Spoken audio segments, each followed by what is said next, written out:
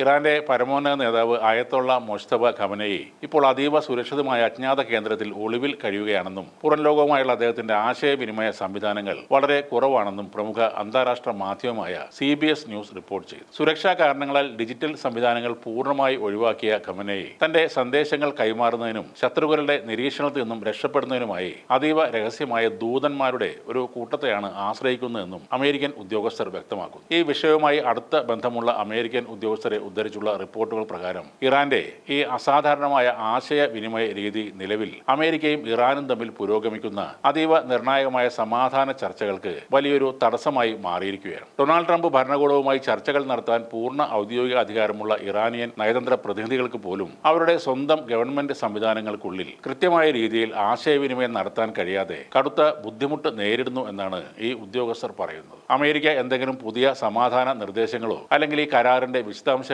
Iran പ്രതിനിധികൾക്ക് കൈമാറിയാൽ അതിന് മറുപടി ലഭിക്കാൻ വലിയ തോതിലുള്ള കാലതാമസമാണ് ഉണ്ടാകുന്നത്. ഈ സന്ദേശങ്ങൾ ദൂതന്മാർ വഴി പരമോന്നത നേതാവായ ഖമനയുടെ അടുത്ത് എത്തിച്ച് മറുപടി വാങ്ങേണ്ടി വരുന്നതാണ് ഈ കടുത്ത താമസത്തിന് കാരണം. എന്നാൽ ഖമനയുടെ നിലവിലെ ഒളിത്താവളത്തെക്കുറിച്ചോ ഇറാന്റെ ആഭ്യന്തര ആശയവിനിമയ രീതികളെക്കുറിച്ചോ പ്രതികരിക്കാൻ വൈറ്റ് ഹൗസ് വക്താവും തയ്യാറായില്ല. ഗൾഫ് മേഖലയിൽ അമേരിക്കയും ഇസ്രയേലും സംയുക്തമായി നടത്തിയ ഓപ്പറേഷൻ എപ്പിക് ഫ്യൂറി എന്ന വ്യോമാക്രമണത്തിനിടയിൽ കടുത്ത പരിക്കേറ്റതിനെ തുടർന്നാണ് ഖമനയി തന്റെ സുരക്ഷാ മുൻകരുതലുകൾ ശക്തമാക്കിയതെന്ന് റിപ്പോർട്ടിൽ അവകാശപ്പെടുന്നു. ഈ സൈനിക സംഘർഷം ആരംഭിച്ചതിന് ശേഷം അദ്ദേഹം ഇതുവരെ ഒരു പൊതുവേദിയിലും പ്രത്യക്ഷപ്പെട്ടിട്ടുമില്ല. ഈ യുദ്ധത്തിന്റെ കാലയളവിൽ ഇറാന്റെ ആഭ്യന്തര സംവിധാനങ്ങളിലേക്ക് അമേരിക്കൻ ഇസ്രായേൽ രഹസ്യാന്വേഷണ ഏജൻസികൾ വലിയ തോതിൽ നുഴഞ്ഞു കയറിയിട്ടുണ്ടെന്നും അതുവഴി ഇറാന്റെ പല മുതിർന്ന സൈനിക രാഷ്ട്രീയ നേതാക്കളെയും കൃത്യമായി നിരീക്ഷിച്ച് വധിക്കാൻ അവർക്ക് സാധിച്ചിട്ടുണ്ടെന്നും അമേരിക്കൻ ഉദ്യോഗസ്ഥർ CBS ന്യൂസിനോട് പറയുകയും ചെയ്തു. സമാനമായ രീതിയിലുള്ള ആക്രമണങ്ങളെ ഭയന്ന് നിലവിൽ ഭൂരിഭാഗം ഇറാനിയൻ ഉദ്യോഗസ്ഥരും അതീവ സുരക്ഷിതമായ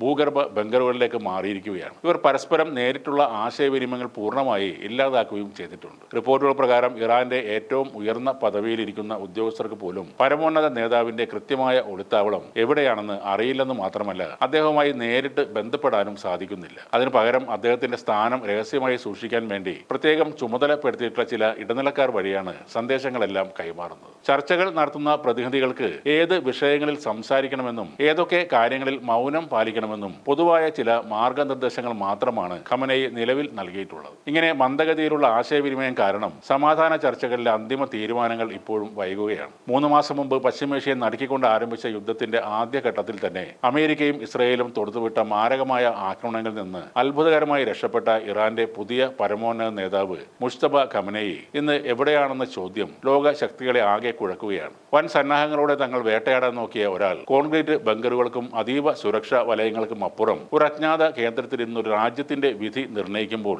സാമ്രാജ്യത്വ ശക്തികളുടെ ഇന്റലിജൻസ് നെറ്റ്വർക്കുകൾ ഒന്നടങ്കം നോക്കുകുത്തിയായി മാറുകയാണ്. ആധുനിക ഉപഗ്രഹങ്ങൾക്കോ അത്യാധുനിക നിരീക്ഷണ സംവിധാനങ്ങൾക്കോ കണ്ടെത്താനാകാത്ത വിധം പുറം ലോകവുമായുള്ള എല്ലാ നേരിട്ടുള്ള ബന്ധങ്ങളും വിച്ഛേദിച്ച് കഴിയുകയാണ് മുജ്തബ ഖമനയി. ഇറാന്റെ ഭരണസിരാ കേന്ദ്രങ്ങളെ ഈ നിഗൂഢതയുടെ ഉള്ളിലിരുന്ന് അദ്ദേഹം നിയന്ത്രിക്കുമ്പോൾ ഇതൊരു ഒളിച്ചോട്ടമല്ല, മറിച്ച് ശത്രുവിന്റെ കണക്കുകൂട്ടലുകളെ തെറ്റിക്കുന്ന കൃത്യമായ ഒരു യുദ്ധതന്ത്രമാണെന്ന് രാഷ്ട്രീയ നിരീക്ഷകർ വിലയിരുത്തുന്നു. യുദ്ധഭൂമിയിൽ ബോംബുകൾ വർഷിച്ചുകൊണ്ട് വിജയം കൊയ്യാൻ നോക്കുന്ന അമേരിക്കയ്ക്ക് മുന്നിൽ ഒരു അദൃശ്യ ശക്തിയായി നിലനിന്നുകൊണ്ട് മുജ്തബ ഖമനയി നടത്തുന്ന ഈ നിഴൽ യുദ്ധം പശ്ചിമേഷ്യൻ രാഷ്ട്രീയത്തെ ഏത് ദിശയിലേക്കാണ് നയിക്കുക എന്നത് വരും ദിവസങ്ങളിൽ ലോകം ഉറ്റുനോക്കുന്ന ഏറ്റവും വലിയൊരു ചോദ്യമാണ്. ചില റിപ്പോർട്ടുകൾ പ്രകാരം ബ്ലൂ സ്പാരോ ബാലിസ്റ്റിക് മിസൈലുകൾ പതിച്ച സമയത്ത് മുജ്തബ ഖമനയി ഇറാനിലെ സുരക്ഷാ കോമ്പൗണ്ടിനുള്ളിലായിരുന്നു. ആക്രമണത്തിൽ നിന്ന് അദ്ദേഹം ചെറിയ പരിക്കുകളോടെ രക്ഷപ്പെട്ടെങ്കിലും അതിനുശേഷം അദ്ദേഹം പൊതുവേദികളിൽ പ്രത്യക്ഷപ്പെട്ടുമില്ല. മുൻ പരമോന്നത നേതാവും അദ്ദേഹത്തിന്റെ പിതാവുമായ അലി ഖമനയി ആക്രമണങ്ങളിൽ കൊല്ലപ്പെട്ടതോടെയാണ് മുജ്തബ ഖമനയി രാജ്യത്തിന്റെ പരമോന്നത അധികാര സ്ഥാനത്തേക്ക് എത്തിയത്. എന്നാൽ അധികാരത്തിൽ എത്തിയതിനു ശേഷം അദ്ദേഹത്തെക്കുറിച്ചുള്ള ഔദ്യോഗിക വിവരങ്ങൾ വളരെ കുറവാണ്. ഇറാനിയൻ സ്റ്റേറ്റ് മീഡിയ പുറത്തുവിട്ട ചില ഹ്രസ്വ ദൃശ്യങ്ങൾ ഒഴികെ സുരക്ഷാ കാരണങ്ങളാൽ അദ്ദേഹം എവിടെയാണെന്നോ